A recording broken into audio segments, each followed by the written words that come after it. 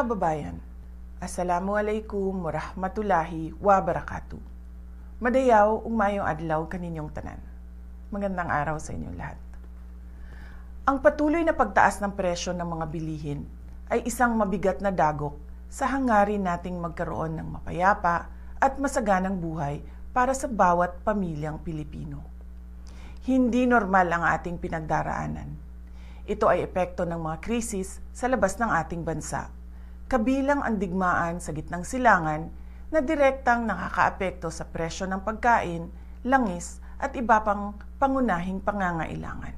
Sa kabila nito, ang tanggapan ng pangalawang Pangulo ay patuloy na nagsasagawa ng mga programa na noon pa man ay nakatuon ng tumulong sa inyo na makatipid at makaraos sa araw-araw. Ang kampanya ng pagbabago sa edukasyon ay nagbibigay ng tulong sa gamit pampaaralan ng ating mga mag-aaral. Ang bus ng OVP ay patuloy na nagbibigay ng libreng sakay para sa ating mga commuters sa Metro Manila, Cebu, Bacolod, Davao at Tacloban. Ang Magnegosyo Taday ay magpapatuloy upang mapunan ang kapital ng maliliit na negosyo. At ang rice boxes ay patuloy na ipinamamahagi sa mga nangangailangan, lalo na sa panahon na tulad ngayon.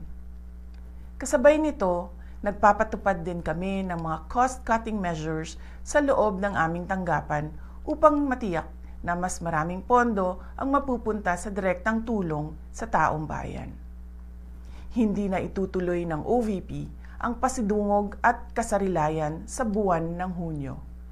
Ang mga ito ay dalawang malalaking pagtitipon para sa LGBTQ community at para sa Year 4 Accomplishment Report ng aking termino.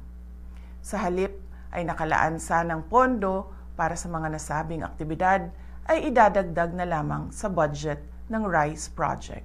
Sa mga darating na buwan, inaasahan nating lalong magiging mahirap ang sitwasyon sa pagkain dahil sa banta ng El Nino mula sa Abril hanggang Hunyo at posibilidad ng pagbaha mula Hulyo hanggang Setyembre dahil sa bagyo at pag-ulan. Sa ating pagtitipid, unahin natin ang sapat na pagkain para sa ating pamilya, pagpapagamot sa may sakit at ang edukasyon ng ating mga anak. Ang pinakamabisang panlaban sa krisis ay kahandaan. Simulan na nating planuhin ang ating mga hakbang hanggang sa katapusan ng taong 2026.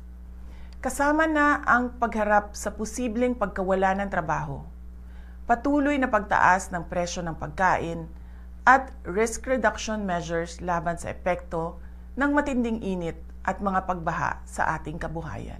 Maliit man ang tanggapan ng pangalawang Pangulo, makakaasa kayo na bawat isa sa amin ay patuloy na naglilingkod at naghahanap ng paraan upang makatulong sa taong bayan. Tayo ay isang bayang may matibay at malakas na pananampalataya sa Diyos. Kaya patuloy tayong manalangin ng taimtim at naway bigyan ang ating bansa ng lakas, gabay at pagkakataon tungo sa tunay na mapayapa at masaganang buhay. Syukran.